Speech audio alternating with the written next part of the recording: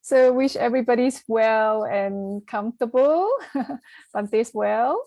So welcome and thank you for joining us in this Zoom talk organized by Association of Engaged Buddhists.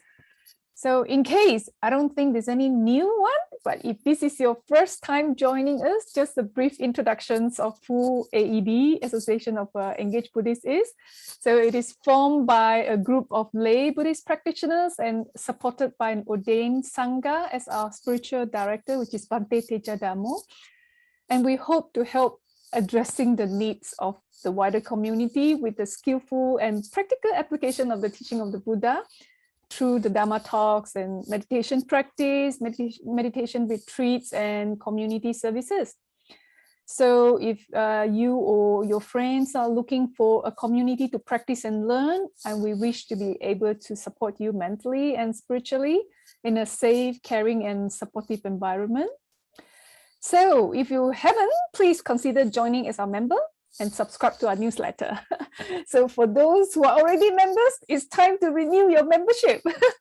So as you all know that we have not been able to run any fundraising events for the past 2 years due to the COVID. So including our major source of operating funds, the annual food fair, which I think many of you would miss. So we also waived the membership fees last year due to the pandemic. So we really need everyone to join and rejoin our membership. So if you don't know how to join the membership, it's either if you're a member, it will send to you through newsletter. It's in our website. I will put it in the chat later. So you can just click on that and see how you can support us. All right. So today, our guest teacher, it's again, Venerable Pandit Bhikkhu, all the way from Bangkok. And for those who haven't known Bhante Pandit, he was ordained in the Thai Theravadian Buddhist tradition back in 1997. And in 2001, he completed his degrees in the monastic university in Buddhist psychology and the master in Buddhist studies.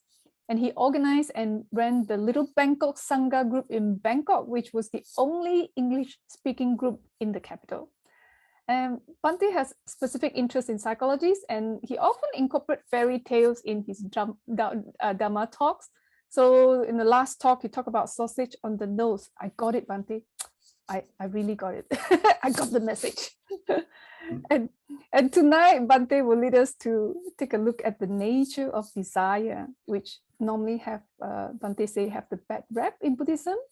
And what makes desire so good and yet so bad at the same time. So let's put our hand together and pay respect to Venerable Pandit Bhikkhu. Welcome, thank you, Bhante. Bhante, we can't offer you a drink, so hopefully you give, prepare a drink for yourself. Yeah, I just had some tea, thank you. Okay, good.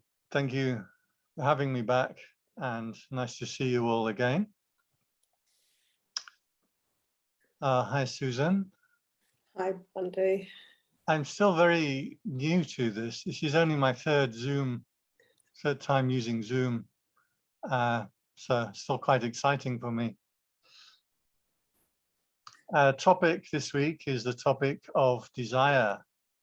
And the story goes that the Buddha, as a local prince, wandering around India, he had met with the idea of enlightenment. I think this is quite important, that you have to get the seed of the idea first. And he, as it was called then, was the amata. And that mata means death, and amata means deathless. So he had heard about this thing, this state, this attainment that was called deathless, something that doesn't die. Doesn't mean that your physical body won't die.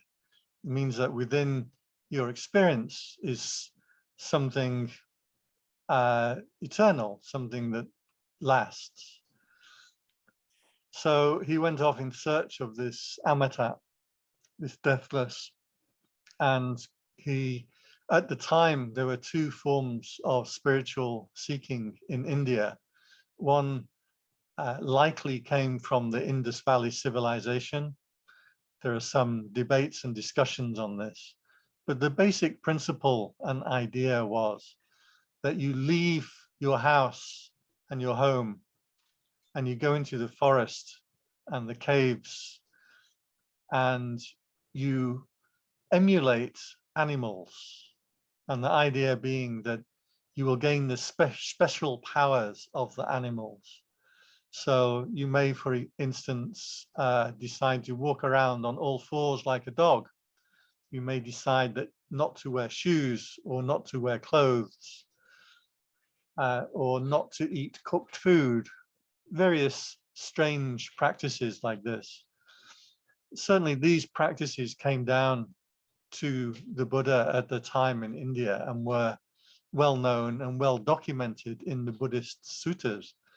People doing these various strange practices, which they still do, especially in India. I saw a documentary with a man who, his spiritual practice, he decided to roll. So he lay on his side. He was on a pilgrimage to a holy site, which was 500 miles away or something. And so he decided to roll there instead of walking. So he lay down on his side and rolled all the way to this spiritual site.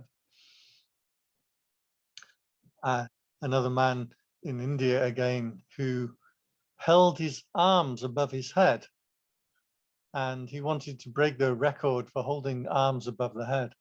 And apparently it was years and years that he had done this. And when years later he decided to bring his arms down, his shoulders wouldn't come down properly.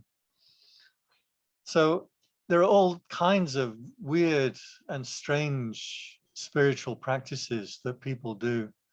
And you can see it even today because people engage in these strange diets and everybody seems to be gluten-free or lactose intolerant.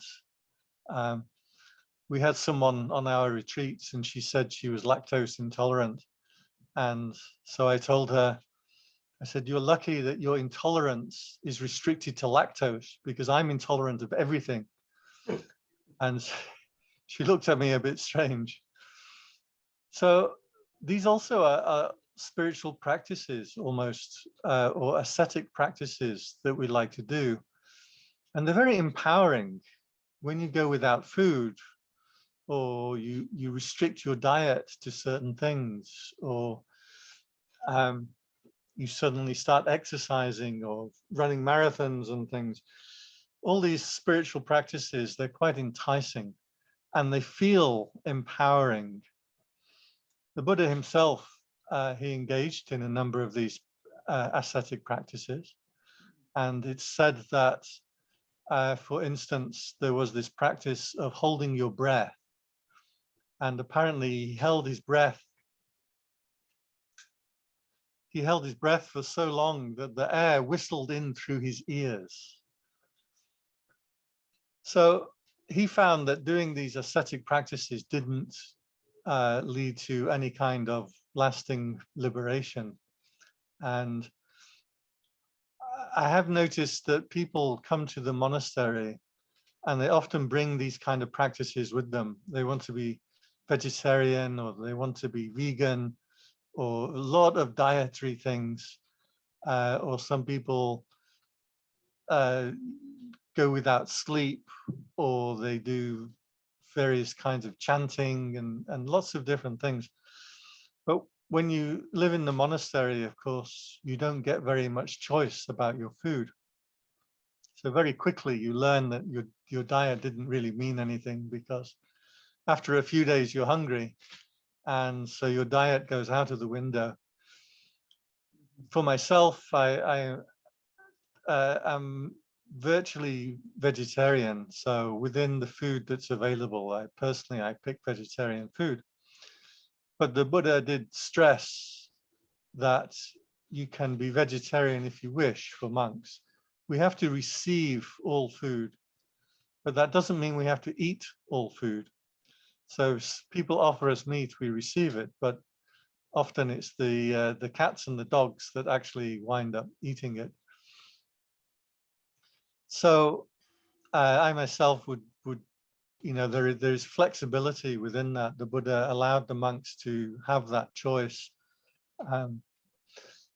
So these different practices that people do were one way of doing the spiritual practice at that time of the Buddha. The other way of doing practice was to study the Vedas or the Brahmanic tradition. And it's quite possible and quite probable that the Buddha, as a young prince, and now I'm talking historically, not religiously. So I'm not speaking from the religious history, I'm talking from a historical perspective.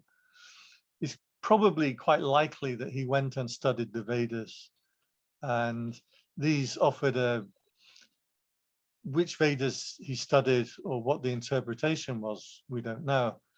But the Vedas would offer a spiritual teaching based along beliefs, based along teachings, based along sacred sounds, based on rituals. But within this teaching was still the essence of the teaching of the Amata, the deathless, that there is an ultimate attainment. So, having tried both of these systems, the Samana system and the Brahmana system, and throughout his life, when the Buddha would talk about, give his teachings, he would often use the word Samana Brahmana, which means the Samana, the ascetic practitioners who would go to the forests, and the Brahmana, which is the people who studied the Vedas and the philosophy. So these days we translate as kind of saints and sages or holy people. So having done these things, he went and attained to enlightenment, having found the enlightenment. And it'd be interesting to ask people what you actually think enlightenment is. It's a difficult question, and there are lots of different answers. So I can leave that question with you for the moment. What he came back with was the Four Noble Truths, and the essence of the Four Noble Truths said there is suffering, 4 clauses. There is suffering, there is the arising of suffering, there is the putting away or destruction of suffering, and there is the path leading to the cessation of suffering. Now, according to Alan Watts, who he died an alcoholic and somewhat confused, but he was a great philosopher.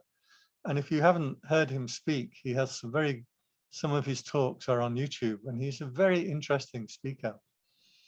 According to Alan Watts, in India at that time, when a doctor came to see you, the doctor would examine you and then would stand in front of the family and make 4 announcements. He would say, this is the disease that you have. This is why you have got that disease. This is how this disease ends. And this is what you must do to stop, to heal. So for example, a few days ago or a week ago, I was a little bit sick with this COVID vaccine, nothing bad. But if I had seen an Indian doctor at the time, he would have said, what you have is flu or too much heat in your limbs. The reason you had this is because of the injection. The way we get rid of this is drink warm water and wear socks to bed. And this is the path to doing it step by step. So, sorry, so the third one would be, we have to reduce the heat in your body. And the fourth one would be, wear socks to bed and drink warm water, something like that. So this was a common formulation at the time and doesn't get spoken about much in Buddhism, because we tend to think of the Four Noble Truths as belonging to us, being purely Buddhists. And according to modern traditions, they say only the Buddha came out with the Four Noble Truths. Well, this was just a formula, a way of speaking.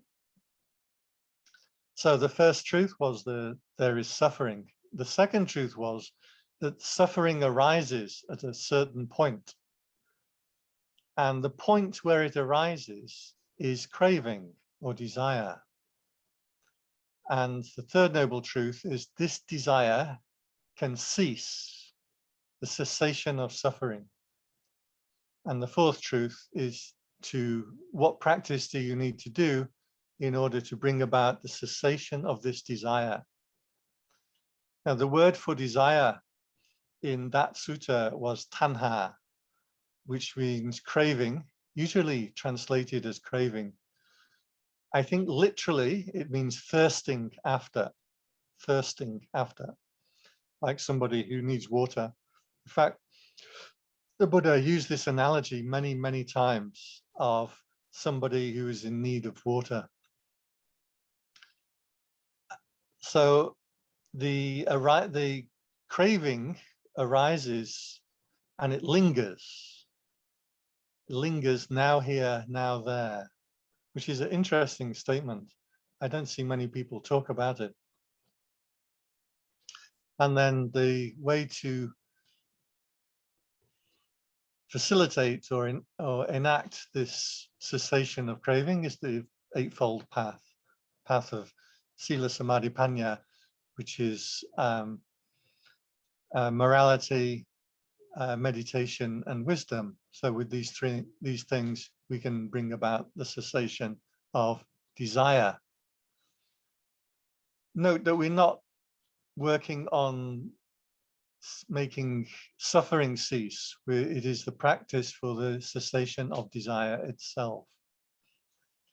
So this raises some interesting questions because most people are rather fond of desire.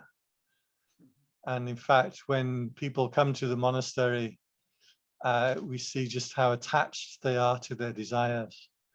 And even as monks, you can start to see how attached we are to our desires too. For example, try turning off our internet. You'll very quickly see that we have how attached we are to our desires. Mm-hmm. So I worked with this question for a long time. I couldn't quite figure it out because how do you stop all desire? It doesn't really make sense.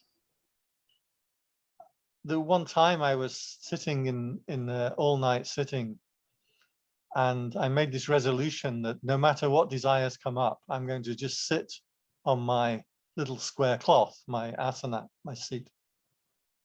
And I'm going to sit there until morning, so 7 or 8 hours. And I had this immense resolve and determination that I was going to accomplish this. And for the first hour, I was sat, stern face, eyes screwed up. Yes, this is my German persona. I'm going to attack this. And then for the second hour, I was kind of slumped down a bit. And for the third hour, I think my English persona, I was just kind of resigned to not being able to win. This is why we always lose at football. But my question was, like after an hour or two, I wanted to go to the toilet. So what is how do you put aside desire? I mean, I need a pee. I can't put that aside. I can't get rid of it. My suffering is going to end when I follow the desire, not if I fight against the desire. The more I fight against the desire, the more my suffering is going to increase. And so I started making bargains. Well, I'll allow myself up off the seat just for the bathroom. And then, of course, my back started to ache, my legs started to go. I thought, well, I can stand up on my seat. I started making all these bargains. And then I was thinking, if I make it all the way through till the morning, how am I going to reward myself? I was looking forward to having my breakfast, lying down and having a nice sleep after having sat all night. It's more desire. Then after a couple of hours also, my initial stern desire to do this practice, I mean, this takes an enormous amount of effort and determination. And isn't that another kind of desire? So I got very confused with this whole issue of what desire is and how it works. Now, this question or the philosophical investigation into the nature of desire is not limited to Buddhism. And there are certain aspects to it that we can understand. And there are different definitions that we can apply. So I'm not going to go into it in detail unless you ask me, but I just want to offer up the idea that there are different forms of desire. So in Buddhism, we have, for example, chanda, which means desire. And you can have gamma chanda, which is desire for sense pleasure, seeing, smelling, tasting, thinking, etc. And that's a bad one. But there is also dhamma chanda, which is we would translate as aspiration. And if you don't have an aspiration, then you're never going to be able to do the practice. So there are different forms of desire.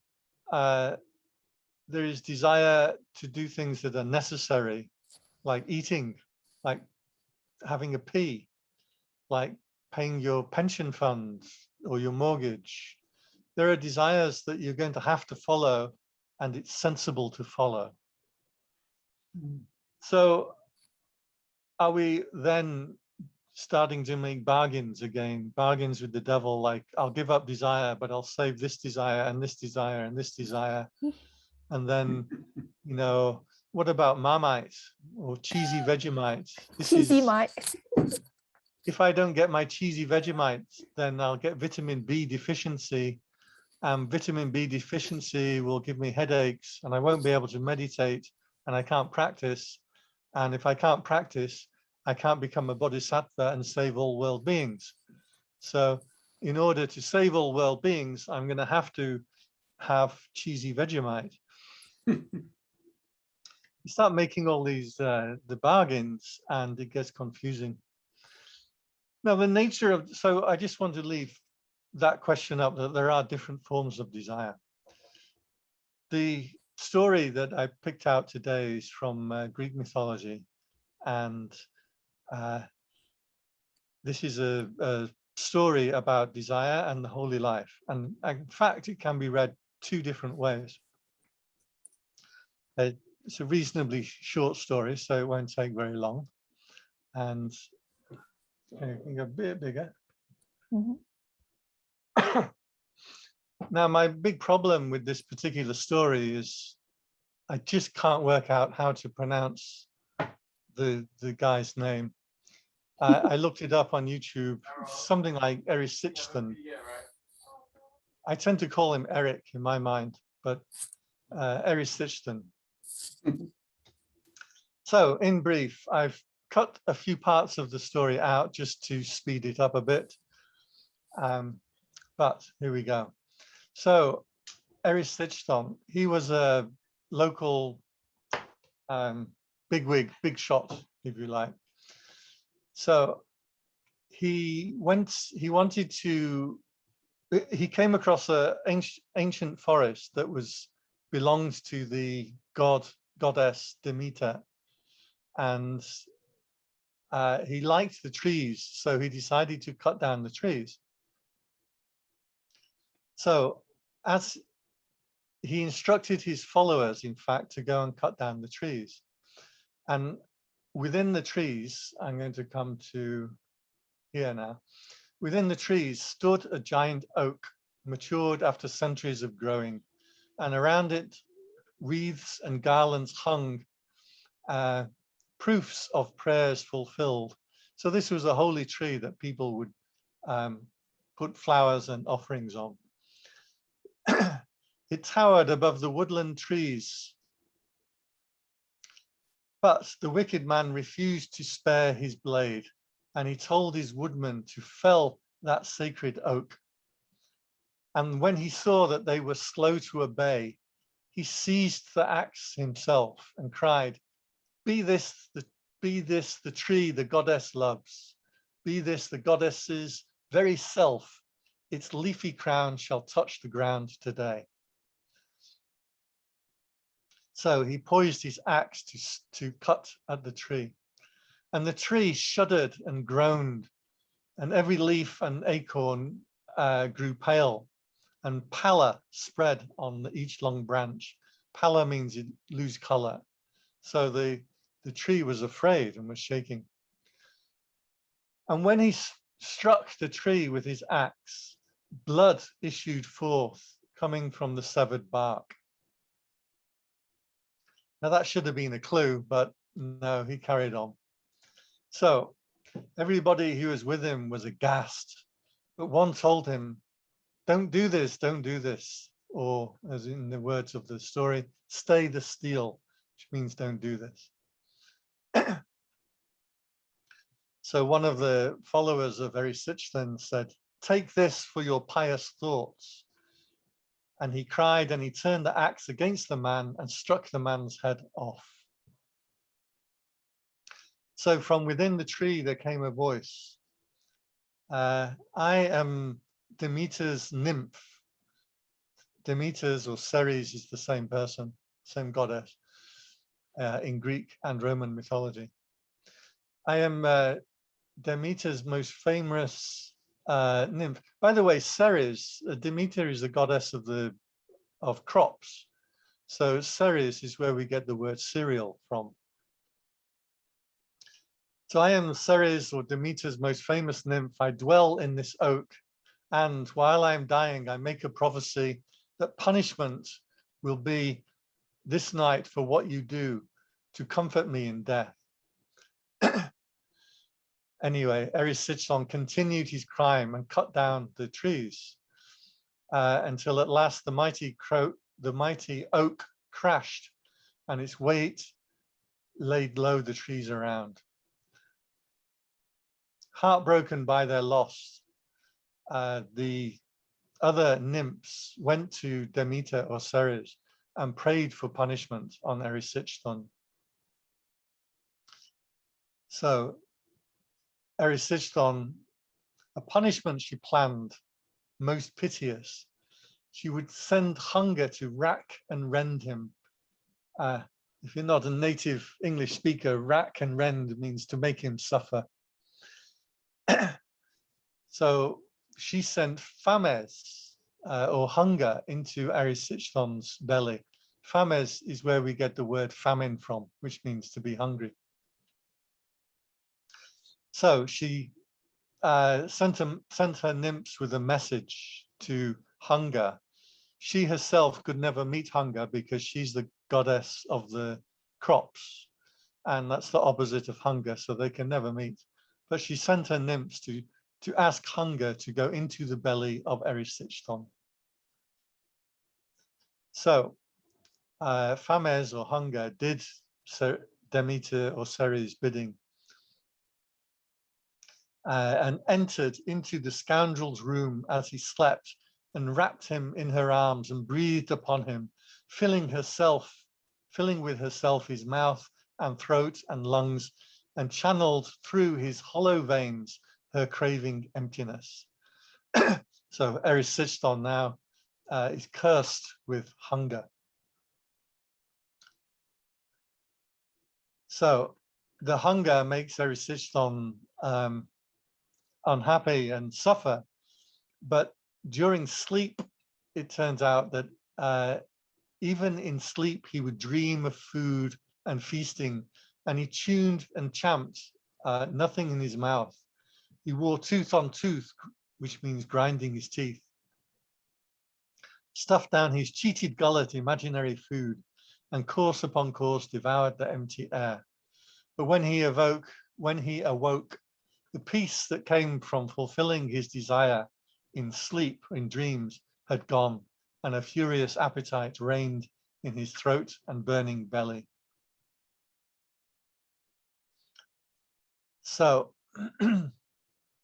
just as every land the rivers flow to fill the sea, which never fills, or a fire never refuses fuel, and ravening burning logs beyond counting, and the more it gets, the more it wants, and glutted grows on greed, so wicked Erysichthon's appetite, with all those countless feasts, is stoked and starved. So, switching to regular English, Erysichthon makes for himself banquets. He eats everything that he can get his hands on. He even eats the trees and the grass. He exhausts all the land of all the food, but still his hunger carried on and the flame of greed burned. Eventually, he had only his daughter left, so he sold his daughter and his daughter prayed to Neptune to save her, and Neptune gave her the ability to transform herself into different things. When Erysichthon found out his daughter could do this, he made her keep changing form, and he'd keep selling her. So she would change into a cow and he'd sell the cow. She'd change into a banquet, he'd sell the banquet. She'd change into a goat, he would sell the goat.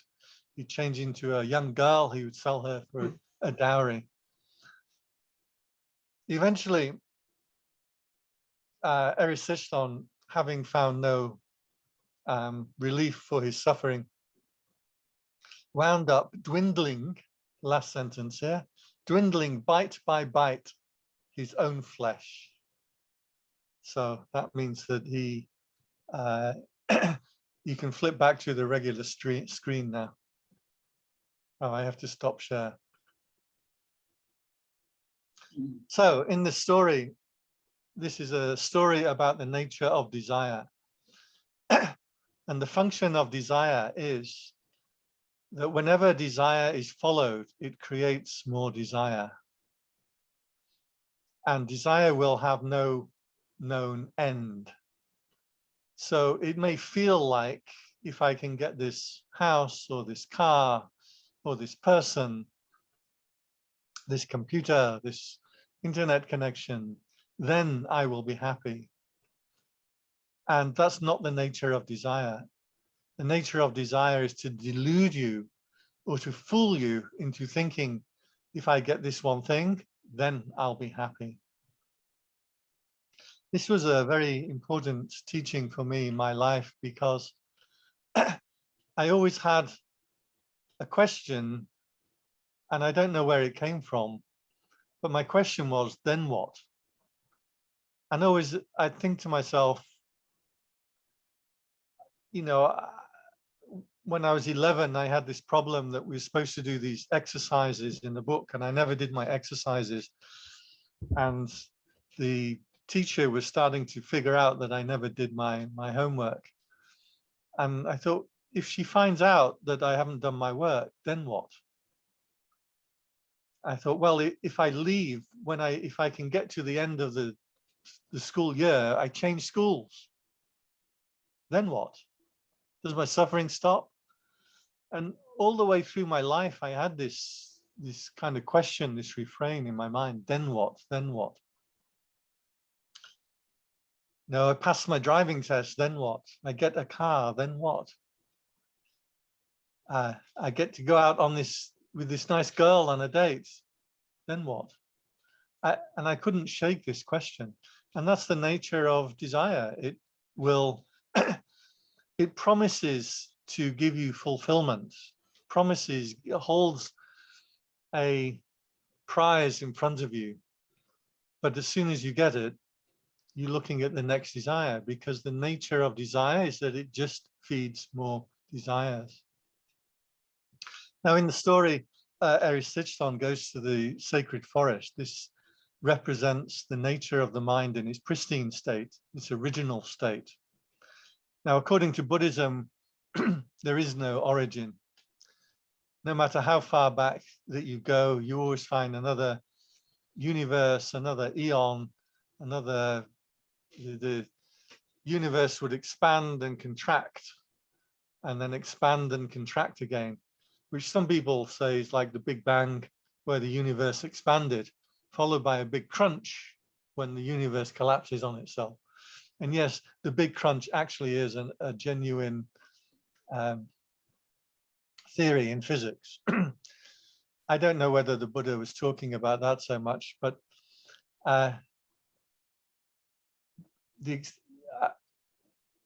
in the story, we are presented with the idea of the origin, or how things were originally. This is not the way that we generally think in Buddhism. So the forest represents the self. Now, usually a forest and trees represent problems. And although we like to think of forests these days as nice, beautiful things that we want to plant and grow, in the ancient times, forests represented danger. And progress was chopping down the forest and making houses and trees and nice and buildings and nice things. But in this story, in the center of the forest, it represents the mind in its pristine state, is this great, powerful, big oak tree. So this represents the self in its original form. Now, as desire comes in, you notice Erysichthon is kind of like the ego in a bad sense.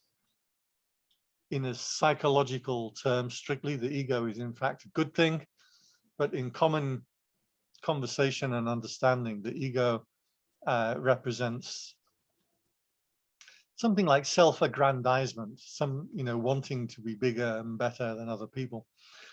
So Erysichthon is very much like the ego in this sense that he's going to get what he wants and he doesn't care what happens. Even when the tree bleeds, he doesn't stop. Now, for me, I would stop. If I was chopping down the tree and it started bleeding, then I would stop. And then the nymph of the tree tells him to stop. And for me, that would make me stop as well. If I heard a tree talking to me, I would definitely stop what I was doing. But he just carries on. And when his supporters refuse to cut down the tree, he grabs the axe and he does it himself. So this is the small ego mind. When it sees what it wants, it's just going to go after it. And this following after desire is what tears the mind down, tears the original pristine state of the mind and destroys it. So he carries on, and eventually the last part with his daughter is an interesting one. It does relate to Buddhism, where in mythology you get something that changes form, a shapeshifter. It's very common in things like Star Trek and stuff like that. This actually represents the mind. Originally, he's caught up in the desires of the flesh, i.e., he wants to get food and things to eat. But when he can't get things to eat, he switches to the mind. And shape-shifting means in the mind that you can, in Buddhism, it's called bhava, or becoming. So you can create amazing states of mind through meditation or through fasting or through drugs or whatever. So this was actually the final part that where we get to the daughter. Now, the last part of the story is the part to really remember. Erysichthon died in the end because he ate himself. And this is a very common theme in stories about desire, because the aim of desire, when you think about it, is to kill itself. The aim of desire is to destroy itself, right? So when you want something, the ultimate satisfaction is to get that thing because it stops the wanting. So built into the nature of desire is this lesson that desire, it's desire itself that is no good. It's not really connected with the object of the desire. So the nature of desire is to seek its own demise, to seek its own death. And that's why Erysichthon devours himself. So this is the nature of desire, that it has the function of deluding, has the function of feeding into the ego and not into the holy states of the mind. It has the function of seeking its own end, has the function of deluding, that once you're caught in desire, you won't see other things, you won't see balance, you won't see things clearly. In Buddhism, the heart of the path is yoniso manasikara, or seeing things clearly. And you don't see things clearly when you're caught in desire. So this is just one of many stories about desire. I like this because it has a nice graphic symbology connected with it. So what do we do when you sat down on your meditation cushion and desire comes up? How do we relate to this? It took some time for me to figure out that as a functioning human being, I was going to have desires operating in the world. But within the meditation, within the direct observation, the cessation of desire can come about.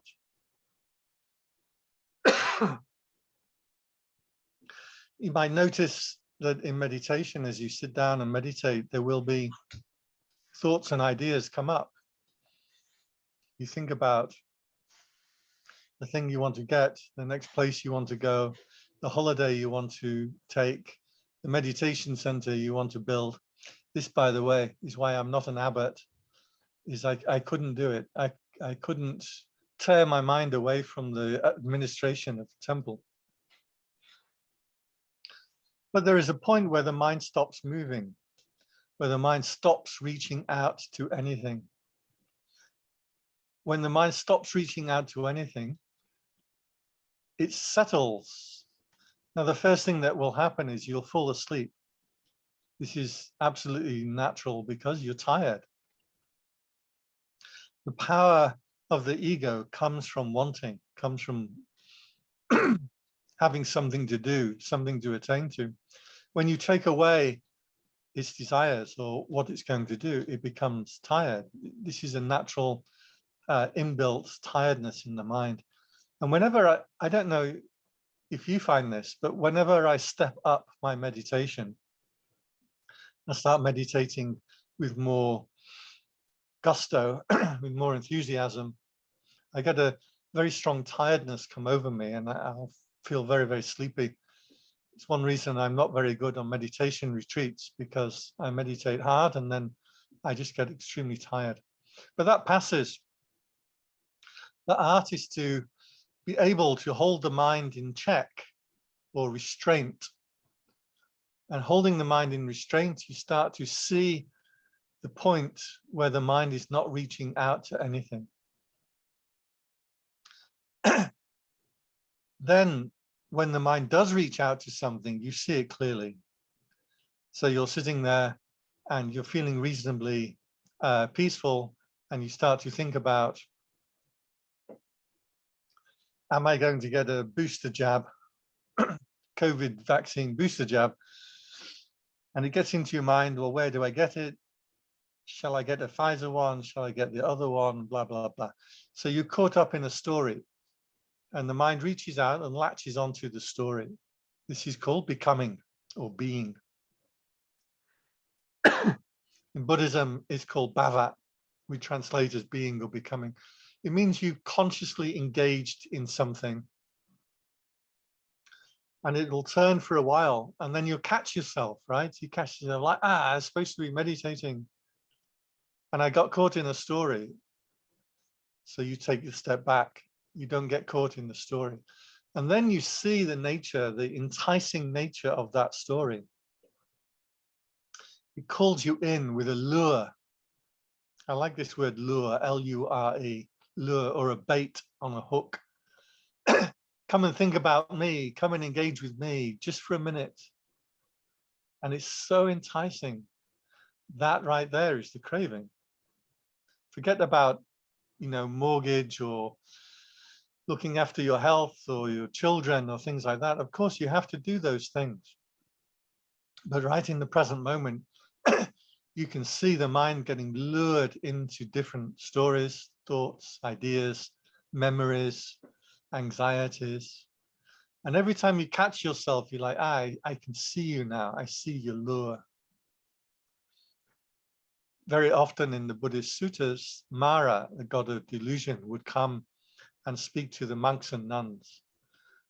For example, Soma, one of the nuns, was meditating, and he came to her and he said, Mara came to Soma and said, you're a female and females don't belong meditating. And Soma said to Mara, I can see you. This is a constant refrain in Buddhism. It's like, oh, I see you, Mara. So when you see that lure and the attraction in the mind, then you catch yourself and you bring the mind back. You reestablish awareness. And bit by bit, that awareness grows. And then you sit in a very vivid, very bright, very clear, self-present, energetic, very important, energetic and happy space of meditation, but the mind isn't reaching out to anything.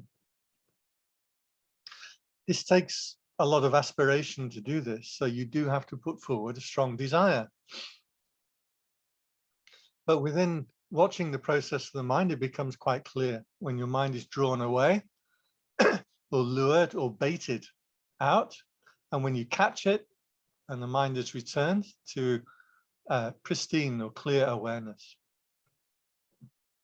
So I want to finish with a little stanza that the Buddha gave. I like this stanza very much.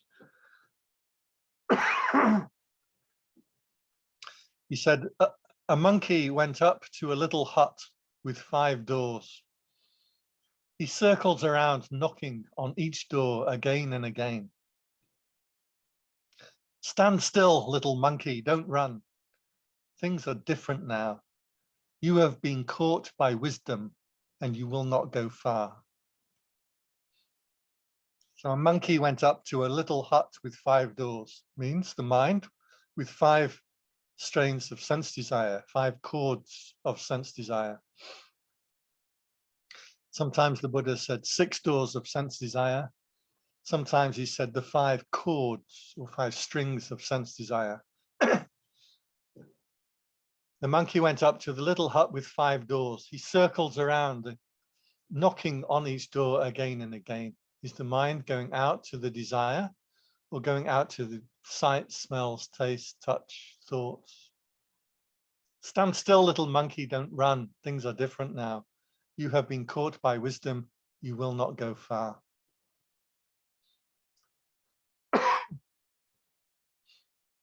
So I'm going to leave it there for today. So we open the floor for any questions and feedback. If you have any anything that you want to raise or ask Bhante, you may unmute yourself. Or you can, if you don't want to show yourself, you can also type in the chat and I can read it out for Bhante. Interesting, Bhante, you say that the aim of desire is to kill itself. Yes. Wow. I got a aha moment there. It's all aim is to kill the aim. Yeah. In psychology, this was the theory, it's called homeostasis. And the idea is that the mind likes to be at rest. I should say not all psychologists agree with this. But I'm trying to find that sutta for you. So the idea of homeostasis is that is what we call in psychology motivation. So homeostasis is balance when you're happy and you're content. Motivation is when something disturbs you and motivates you into action. So, for example, back in the days when I used to smoke cigarettes, it's 20 years since I smoked a cigarette or smoked anything. So what's happening when I want a cigarette? Is that a desire that I want to get that thing? Or is that a disturbance and a suffering within me that I want to eliminate? When you look at the quit smoking websites, what they tell you is you don't want a cigarette. What you want is to get rid of the craving for nicotine. The cigarette itself is unpleasant, but getting rid of the desire for the cigarette is pleasant. As I say, not all psychologists agree with this. And I myself would come back with the question, what about food? Do you not enjoy food? Or are you just eliminating the feeling of hunger? I think for most people, we say, no, I enjoy the food, right? So when I smoked cigarettes, I enjoyed the smoking of cigarettes. It wasn't just the elimination of the desire. But this was the theory in one of the theories, I think of Maslow, that he said that the nature of all desire is to try and eliminate itself. So you're trying to eliminate, that desire itself is suffering and that you're trying to eliminate it. The ego psychologists, the ones who came after Freud, actually said no, that the nature of the ego is to seek perfection, and that the ego will always be looking for aesthetic perfection in art or in music or in relationships, and that this isn't simply satisfying a need like water or food or going to the bathroom, that this is a higher aspiration of the mind. So in psychology, there is somewhat of a debate about this point.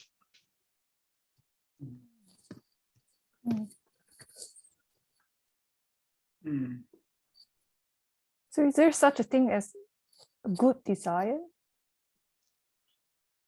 Well, that was the aspiration, right? Because if you don't have a strong aspiration, then you're not going to be able to do the practice. Yeah, one of the curious things is if you meditate, if you concentrate very hard and you attain to the blissful states of concentration,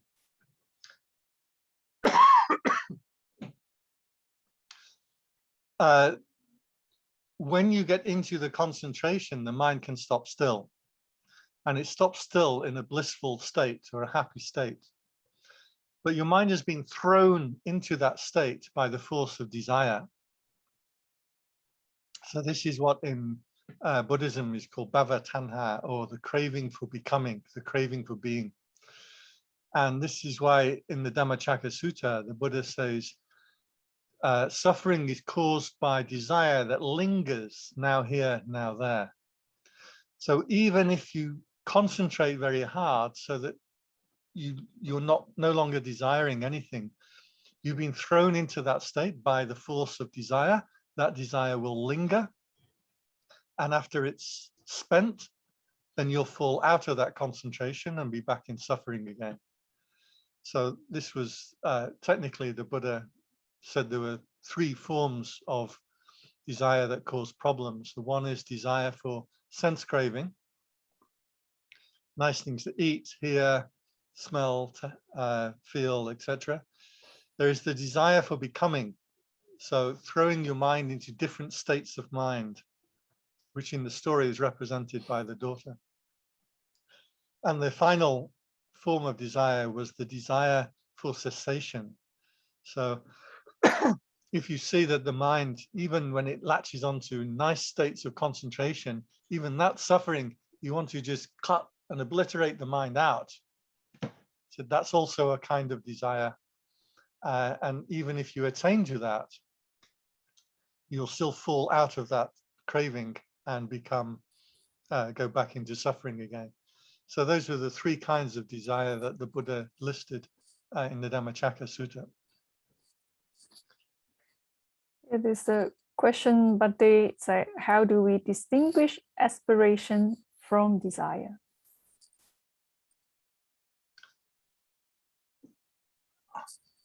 It's hard to say. I went to see a teacher who is reputed to be an arahant, fully enlightened. And he probably is, so far as you can tell. There isn't a Facebook poll that you can ask him to do, and he does the poll, and then it'll say, yes, you're enlightened or not enlightened. I mean, so how can you tell? But we trust, many of us believe that, we trust that he is attained.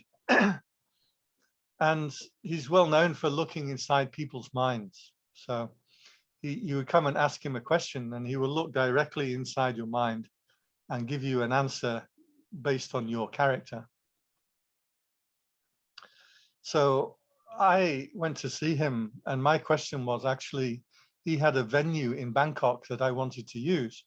So I wanted to tell him who I was and can I use your venue for free, because I don't want to pay large sums of money to rent a hall in a hotel to do Dhamma talks.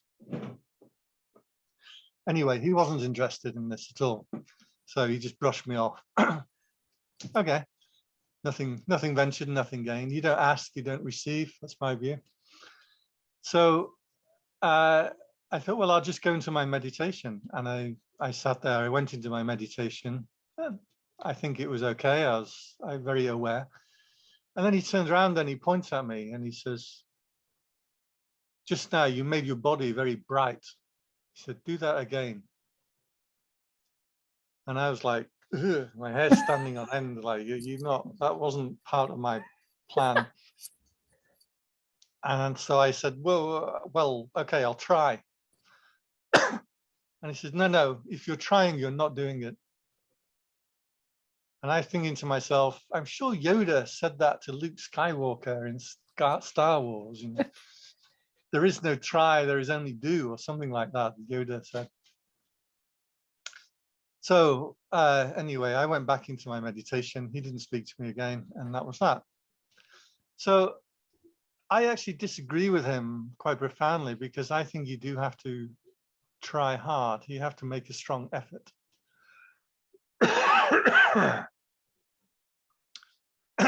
I'm coughing because I never speak to anybody. Like I only speak to somebody like maybe once every 2 months at the moment. So I'm just not accustomed to it. Yes, so we're sorry we can't even offer you a cup of tea. Virtual tea. Air tea, yes. So there is a point where the mind, because every time the mind goes out to something and you catch it, you bring it back, there comes a point where the mind stops doing anything.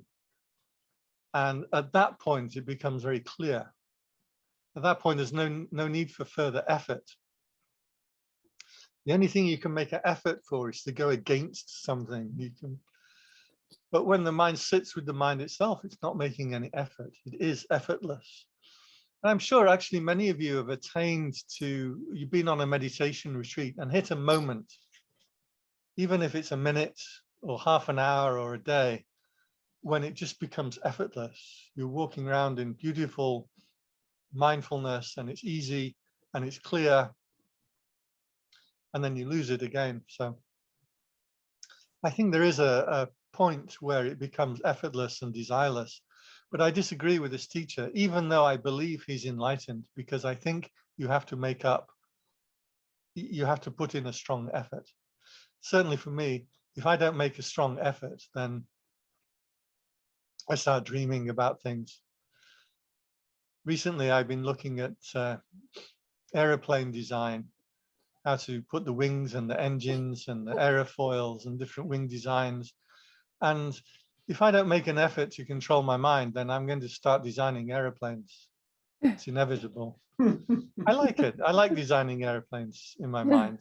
So I'm going to do it. I'm not going to meditate 24 hours a day. But it's not going to help me. If I can just put up that little sutta because can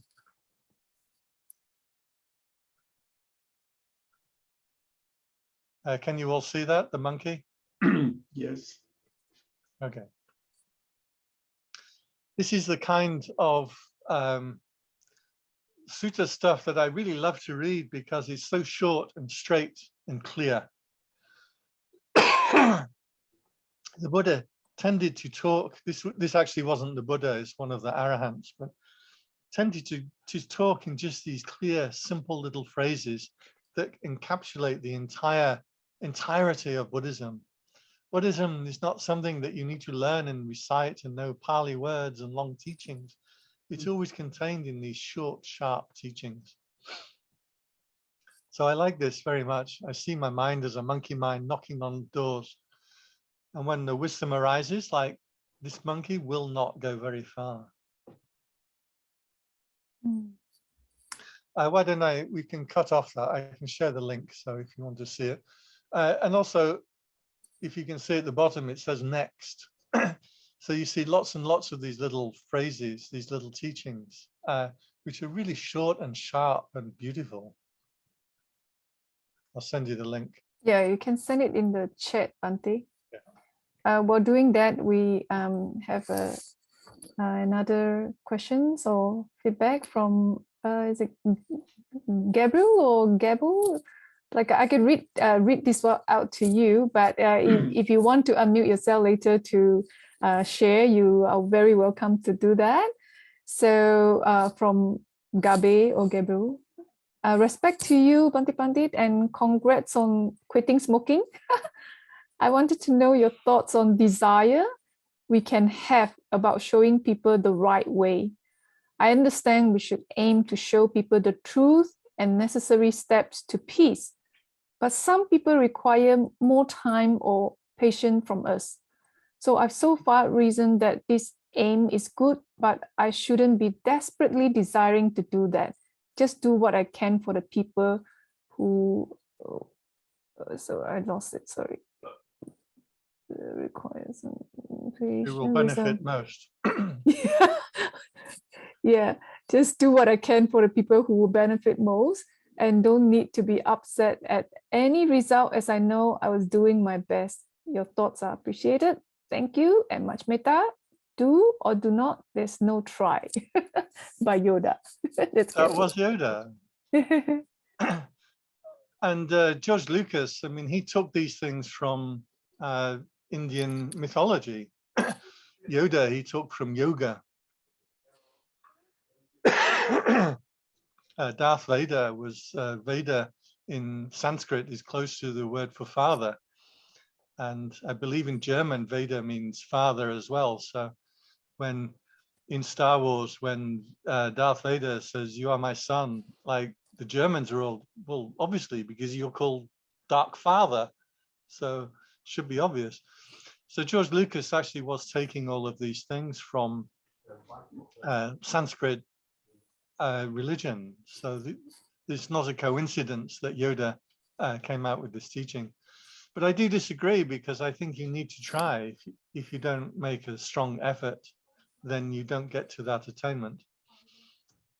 As to helping other people, I really want to encourage people to see this teaching on tanha or craving as something that you see in the meditation second by second. It gets very difficult if we try to apply Buddhist teachings to life.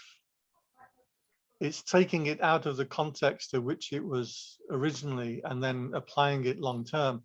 So for example, to not have desire is not applicable in my life because I desire to go for a pee. I desire to get my COVID vaccine. I desire to stay alive. Philosophically, I'm always going to be filled with many desires. But as a direct, immediate attainment, I can see when the mind reaches out to something and when it doesn't. I can see how the mind feels when it's not reaching out to anything and how the mind is when it does get engaged in something. This is the investigation that we have to make. So in terms for being an inspiration for other people, The Buddha certainly allowed for this within the monks. Remember, the Buddha was teaching really only monks. That was the Sangha that he gathered around him. And he gave the Vinaya. So the Vinaya, the monks' rules and regulations, our code of conduct and behavior. And he said, even if you get enlightened, you think about it, if you get enlightened, there's no need to be a monk anymore, right? I don't need to eat just once a day. I can eat 10 times a day. I don't need to go without things because I'm enlightened. I don't need to wear this strange robe that's a little uncomfortable and inconvenient. But the Buddha said that the keeping the rules, keeping a code of conduct is what we do in order to benefit other people. So the greatest gift of giving that you can give is your own conduct when it comes to other people. What I found is that usually when we talk about teaching, when we talk about helping other people, it really means trying to get other people to think the way I think. Because it seems as if the world's going to be so much better if everybody just thinks what I think. And I think that's a delusion. It's never going to work. The best teaching that you can give is by your own example. Yeah. So, yeah. I will, if that's okay then. Okay, yeah. You can ask further questions. First of all, thanks, Pandit, for the answer. It was helpful. I know what you mean about, we can't probably just make everyone in the world happy or peaceful. It's always going to be somewhat of a yin yang or something like that. And I guess I'm a little closer to your microphone. Oh, sure. Sorry. Is that a bit better? Yeah. Okay. My apologies.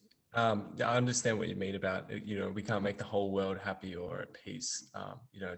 It's somewhat probably impossible or something like that. And I guess when I have the desire to help certain people, it's probably just even out of some sense of personality or attachment to these individual people. So I do find your answer pretty helpful about how you say just lead by example, and anyone who wants to take something from that can out of their own choice rather than us handpicking someone, if that's what you meant. Yeah. When I was a young monk, now I'm an old, grizzly, gnarly monk, but when I was young, I had a bit more of a enthusiasm for really wanting to get out there, and I was just so enthusiastic about the teachings, and I wanted to tell people, oh, I like the cat. I see your cat there. Yeah. But as I got older, I realized that really there's like my thoughts and ideas are not as powerful or great as inspiring as I'd like to think they are. And really what like helps and encourages people more is just to be nice. Yeah. I think like the desire to help people is good. The intention is good. I think it's, for me, I think we just have to watch our ego in the sense that what are we trying to achieve? Like we try to help people with good intentions, but if we have that ego of like we must achieve certain results, and that become like a craving, isn't it? Right. Yeah. Thanks to both of you. That is good things to reflect on, I think. Thank you. I want to emphasize again that when we talk about desire in a philosophical sense in life, that's a different thing to what the Buddha was talking about. The Buddha is talking about very specifically when you stop and you look inside the mind in meditation, there's an attainment that can be got to, an understanding that can be reached. And this isn't a philosophical application in the world. He didn't tell his monks like wander around and don't have any desire. No, the whole Vinaya that we have is a set of rules and regulations, like a strong ego construction that we conform to and obey to, that takes an effort and desire and a willingness to engage in. To be without desire in terms of the teaching was specifically this nature of the mind when you see it, when you watch it in meditation. And it's an attainment that can be experienced. I have something about that. At one time, the Buddha is speaking to one of the gods, kings of the gods. He said, there is nothing that is worthy or suitable to settle into, which means no state of mind to settle into. He feels all feelings as pleasant, unpleasant, or neither pleasant nor unpleasant. In those feelings, he sees impermanence. He detaches the mind from them. He sees their cessation and he gives them up. Abiding, seeing impermanence, detachment, cessation, and giving up of those feelings, he does not seize anything in the world. Not seizing, he does not worry. Not worry, he is internally extinguished. Birth is destroyed, and he has done what needed to be done, and the holy life is lived. So in here he says, seeing the feelings of liking, disliking, or neutral, he detaches his mind from those things and sees their cessation and gives them up. So this is something that's happening in the present moment. It's not like a lifelong philosophy that you apply. It's a direct insight in meditation. Right. And Faye was saying, thank you, Bhante, very inspiring as usual. So she agreed that short poems that encapsulate truth are very powerful. Thank you, Faye. I might point out, Faye's right, that these were poems. Yeah. In the English, it doesn't translate, so poetically, but in the Pali, it's in a very beautiful metered rhythm. And so these things in the Pali are very beautiful to recite. Okay, it's very helpful. Frank, today you haven't say anything? Yes. Yes. Well, actually, I'm feeling ashamed. Well, if I may talk about my little problem. For the past 5 years, I've been living a celibate life, but I'm still married, but my wife gave up on me. And sex, is it like food? Is it like necessity? But it's still a struggle. Have you ever went through the struggle, missing sex? And how did you overcome it? Yeah, of course, everyone has sexual desire, and the Buddha constantly talked about restraint. It wasn't that you can eliminate desires, it's that you restrain them. And so this can be attained to. You see when you are restrained and when you are not restrained. You see how it feels when you have control of yourself and when you don't have control of yourself. Yeah. And this you can see in as a philosophy in the world. Sorry, I can smell burning here soon. Because I've seen people that don't restrain themselves. So a lot of Thai men have what they call a mia noi. So mia is a wife, and the mia noi is the other wife. And sometimes they can have several mia noi, and it's a big common thing that goes on in Thailand. And so people that live without restraint, you can just see them, like their minds are scattered, they're unapplied, they're not very successful, their minds jump around. And yet you see someone who's restrained and has control, and it's something beautiful. And this is how the royalty are supposed to behave in different countries, but let's talk about Britain. So the Queen is never like, oh, hi, how are you? No, she has her wave like this, right? She's very restricted. Oh, is it that way? I thought it's the back of the hand. Because she's restrained. When she drinks her tea, she's not going to slurp the tea and, oh, yeah, that were great. That no, she's going to sip the tea. There's a beauty that comes with restraint, beautiful of behavior, and that can be enjoyed even if you still have all the desires. I can tell you one story. I shouldn't really tell you this, but the person involved has passed away, so it gives us a license that my abbot, the monk who gave me ordination, he practices this high attainment, so a concentration attainment whereby one can see devas and heavens and hells and have all kinds of psychic goings on. And this was his style of meditation and teaching. And he said to me that he'd attained to concentration to quite a high level, but he couldn't finish it. It's called Dhammagaya. And if you get to the Dhammagaya, it means you attain to, it's called Jnana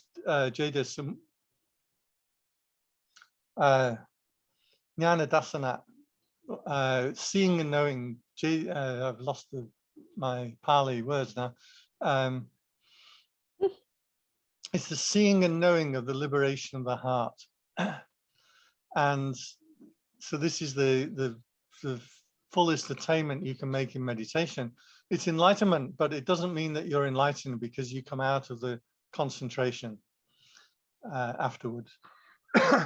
So he'd attained to a concentration, but he couldn't get to this final attainment that his teachers were teaching him about. And at the time, he was a layman, he was married, and he was already teaching Dharma. He had a lot of followers. And one day, his wife said to him that he looks very beautiful and very holy when he's doing his meditation. And he said, yes, this is the meditation, makes your skin glow. And she said, but you're not so holy and beautiful when we're in bed at night. And he said to her, he said to me, he said, I thought that was my duty as a man.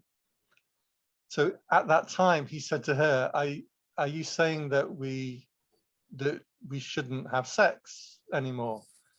And she said to him, well, I'm happy not doing it if you're happy not doing it.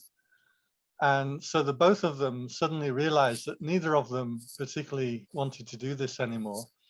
And they were both overjoyed. And they sat down and they made offerings to the Buddha statue that for the rest of this life, they were both going to live a celibate life. And this made him so happy that that evening he attained to the final attainment in meditation. So now he was on another level. I'm not saying that us ordinary, regular people, a few times I would go to him and ask him questions and he would just look at me like, I go to him with a problem and he's just like, well, why do you have that problem? It's a stupid problem. So I'm not saying that we're all on his level, but it does show that it's something to be, it's an aspiration. It's something to be look forward to and attain to. Thank you, Bhante. Thank you. So restrained. I remember that. And I visualize the Queen more often. Right. After that time, he became a monk and opened the temple, and then I became one of his monks. His wife continued to visit him until the end. I'm not sure which one of them died first. He died about 3 or 4 years ago. He was 94 when he passed away. Oh. But she remained his, his close supporter and follower. And I got very confused when I went and ordained at the monastery, because he would talk about his ubatag, which means sponsor or supporter. And I'm like, don't you have millions of Uber tags and supporters. And he said, "Oh no, it's because I'm not supposed to say my wife."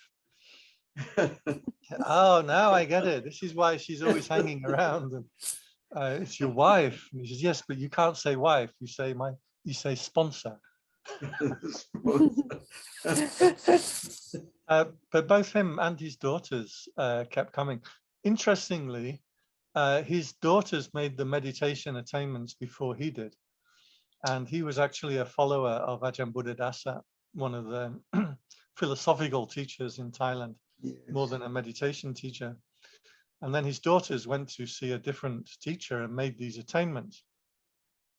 And at the time, he didn't really believe in this other teaching, but because his daughters had made this attainment, that he's like, "Oh, I'm supposed to be the father. I'm supposed to be the leader.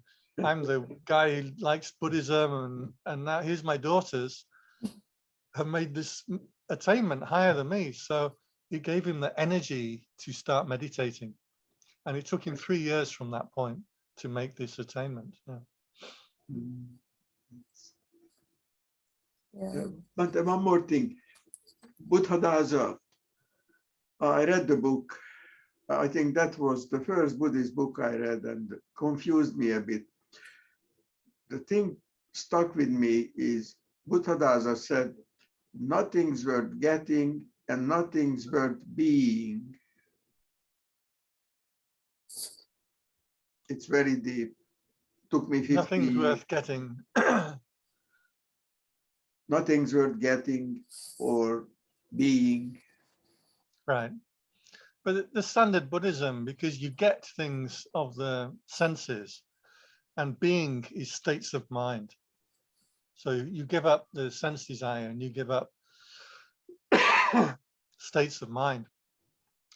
But what isn't very often mentioned is that if you do that, and you can only do it in meditation, you can't do it in life. You can't say in life nothing's worth getting, because you have to get a loaf of bread or you don't get any breakfast. I mean, there's all kinds of things you have to get in life, but in meditation, in the direct attainment, you can do it. Yes, I see. Yes. The Buddha said at one point to a fellow called Magandhya, but he said, "In my youth, I enjoyed the senses. I had 3 palaces. I had a harem of female musicians. I gave all that up for peace, for stillness. Now I see others burning with sense desires, and I do not envy them, because there is a delight that is separate from sense desires and separate from unwholesome states. And this delight surpasses divine bliss. So I delight in this, and I do not envy what is inferior." So I want to keep making the point, because it gets lost in Buddhism, that there is an attainment that is the right attainment. There is a way that the mind can experience itself that is the right attainment, that is the right practice of Dharma. A lot of teachers tend to say you dismiss everything, you reject everything, and that's not the case. There is this delight that lies apart from sense desires. When you know that, you automatically want to give up all those obsessions of the mind, because you see something that's so much better. But you have to work at it. This is a meditation thing. You have to work at it. And Right. work hard. Yeah. So coming to 9 o'clock. So thank you, Bhante, for another very insightful talk. Hopefully you feel better. Hopefully next time we can offer you a cup of tea so that you can talk a bit longer. Hopefully you will come back to the Zoom again with us. Sure. And can I just shout out? I saw Patricia here earlier. Yeah. So I wanted to say hi to her. I think she may have gone now. So we can all stay after that, so that whoever needs to leave, you can leave, or the rest you still want to chat with Bhante, you can still Molly chat with and Bhante. Amy Yeah, better show a whole bunch yourself. of you. Molly, show yourself. Anyway, so thank you everyone for coming in for this Zoom. Next week, we will have Bhante Teja Damo, our spiritual director, giving the talk. And following that will be Te Tongpat. Fanny, that's the monk with the 2 dogs. I think one of your favorite. So he'll be coming on board to giving a talk as well. So, and also after that, we will have David and Tina back for another 3 weeks of dialogue session with the title Coming Home. So we explore like, who am I? What is this? You know, the desire, the relationship, and who you really are. So the team is coming home. So we have a few talks lined up for until the end of the end of November. So the same day, same time. And also, if anyone would like to offer any dana for Pandit, you may just maybe come through the association. We will try to arrange and to see how we can offer dana to Bhante. All right. So with that, I thank you again, then wish everyone a very, very good evening and very peaceful night tonight.